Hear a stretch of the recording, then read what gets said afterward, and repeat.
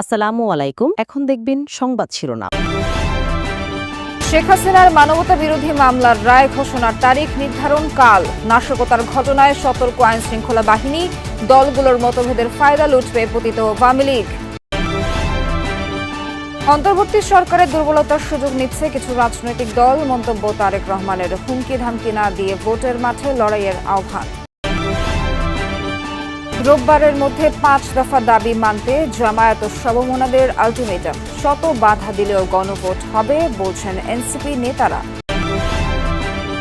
জাতীয় burn and plastic surgery ইনস্টিটিউটে প্রায় 3.5 মাস চিকিৎসাধীন থাকার পর বাড়ি ফিরল মাইলস্টোন স্কুল অ্যান্ড কলেজে প্রশিক্ষণ বিমান বিধ্বস্তের ঘটনায় আহত 10 বছর বয়সী যমজ শিশু সারিনা জাহান সায়রা ও সাইবা জাহান সাইমা। আন্ডারওয়ার্ল্ডের দ্বন্দ্বে আদালত পাড়ায় খুন হন মামুন, জানালো পুলিশ। কিলিং মিশনে 2 শুটার সহ 5 জন গ্রেফতার। এতক্ষণ শুনছিলেন সংবাদ শিরোনাম, এখন দেখবেন বিস্তারিত। নিরাপত্তার চাদরে ঢেকে ফেলা হয়েছে রাজধানী ঢাকা। বাসে আগুন এবং দুর্বৃত্তদের ককটেল বিস্ফোরণে তৈরি হওয়া জন আতঙ্ক দূর করতে কঠোর অবস্থান নিয়েছে আইনশৃঙ্খলা বাহিনী। ডিএমপি বলছে, সামাজিক মাধ্যমে যত হুমকি ধামকি দেয়া হোক, জননিরাপত্তা নিশ্চিত আইনের সর্বোচ্চ প্রয়োগে প্রস্তুত তারা। এর মধ্যে অপরাধে জড়িত থাকার অভিযোগে 44 জনকে গ্রেফতার করা হয়েছে, যারা কার্যক্রম নিষিদ্ধ আওয়ামী লীগ ও অঙ্গ সংগঠনের কর্মী। বুধবার সকাল থেকেই রাজধানীর গুরুত্বপূর্ণ স্থান ও স্থাপনার সামনে কঠোর অবস্থানে আইনশৃঙ্খলা রক্ষাকারী বাহিনীর সদস্যরা। শাহবাগ, ধানমন্ডি সহ গুরুত্বপূর্ণ সব এলাকাতেই নিরাপত্তা চাদর। পুলিশ, র্যাব, এপিবিএন বা বিজিবির সতর্ক পাহারা। এত নিরাপত্তা আয়োজনের কারণ চোরাগোপ্তা আক্রমণ ঠেকানো। মঙ্গলবার গভীর রাতে রাজধানীর মোহাম্মদপুরের ইকবাল রোডে প্রিপারেটরি স্কুলের কাছে 2টি বোমা নিক্ষেপ করা হয়, যদিও কেউ হতাহত হয়নি এতে। সিসি ক্যামেরার ফুটেজে শনাক্ত হয়েছে মোটরসাইকেল ও আরোহী। এছাড়া গাজীপুর ও সাভারে মোট 4টি বাসে আগুন দিয়েছে দুর্বৃত্তরা। গাড়ির মধ্যে ঘুমাইছিলাম, হঠাৎ দেখি আগুনের তাপ আসে আমার গায়ে লাগছে। আমি চোখ খুলে দেখি পুরা গাড়ি আগুন। একমাত্র সম্বল ছিল আমার, এই গাড়ি ছাড়া আর আমার চলার কোনো পথ নাই। এসব নাশকতার মাঝে মঙ্গলবার দুপুরে রমনা মডেল থানার সামনে পুলিশের একটি গাড়িতে আগুন লাগে। রাজধানীর উত্তরাতেও আগুন লাগে একটি মাইক্রোবাসে। ঘটনা দুটিকে কারিগরি ত্রুটি বলছে পুলিশ। 13 নভেম্বর ঘিরে দেশে যে নাশকতামূলক কার্যক্রম পরিচালনা করা হচ্ছে তাতে আতঙ্কিত নয় প্রসিকিউশন। বুধবার ট্রাইব্যুনালের প্রসিকিউশন জানায়, তাদের লক্ষ্য জুলাই গণহত্যার বিচার নিশ্চিত করা।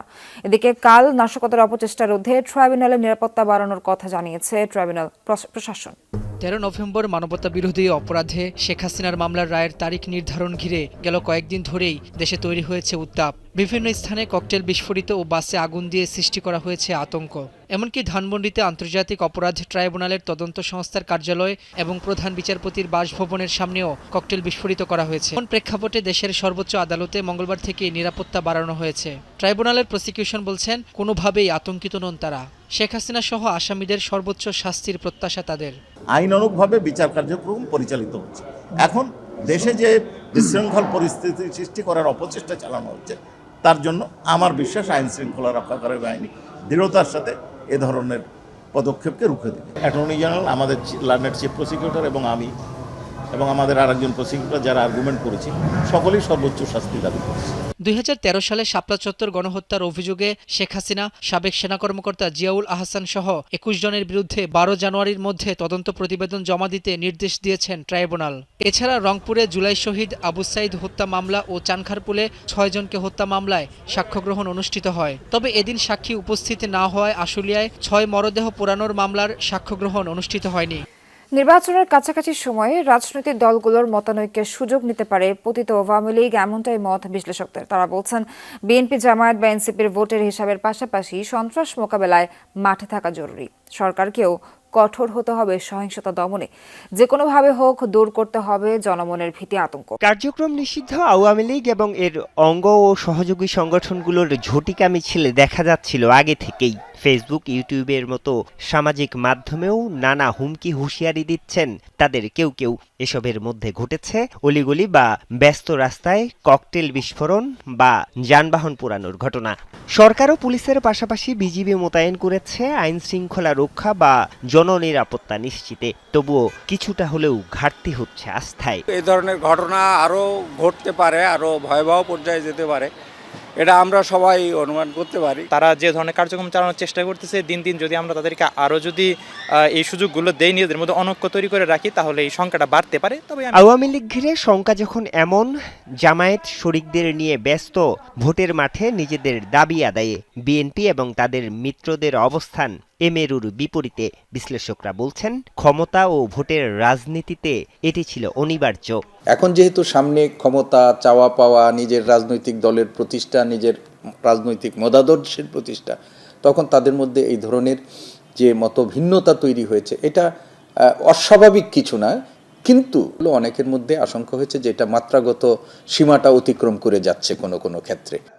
সন্ত্রাস দমনে সরকারকে কঠোর ভূমিকা নেওয়ার আহ্বান জানিয়েছে বিএনপি নেতারা। বলেন, লুটপাটের টাকায় দেশের বিভিন্ন স্থানে বোমাবাজি আর অগ্নিসন্ত্রাস করছে পরাজিত শক্তি। এ সময় কার্যক্রম নিষিদ্ধ আওয়ামী লীগের সন্ত্রাসী কাজে বেশ কিছু গণমাধ্যম পৃষ্ঠপোষকতা করছে বলে অভিযোগ করেন বিএনপি নেতারা।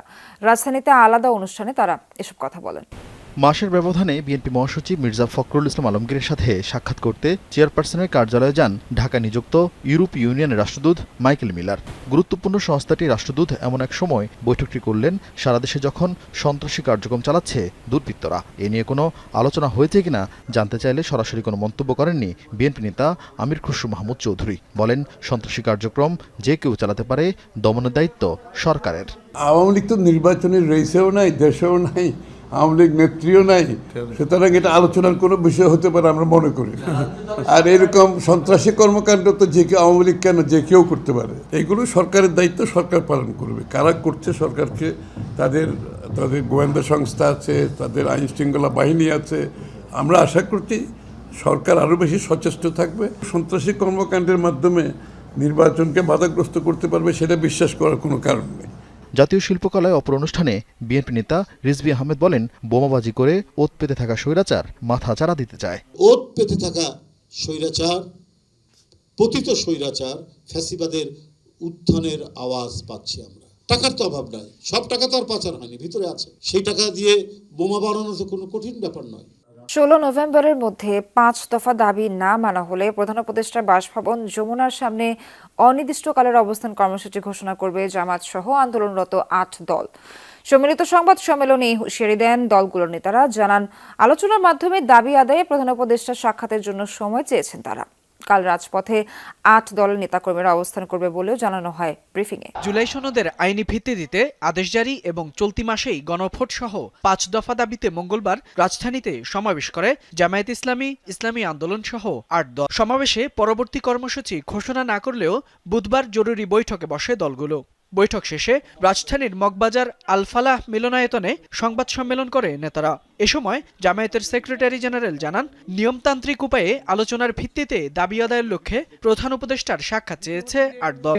এ সময় জামায়াতের নায়েবে আমির মুজিবুর রহমান জানান, 16 নভেম্বরের মধ্যে দাবি আদায় না হলে এদিন সংবাদ সম্মেলন করে প্রধান উপদেষ্টার বাসভবনের সামনে অবস্থান কর্মসূচি ঘোষণা করা হবে।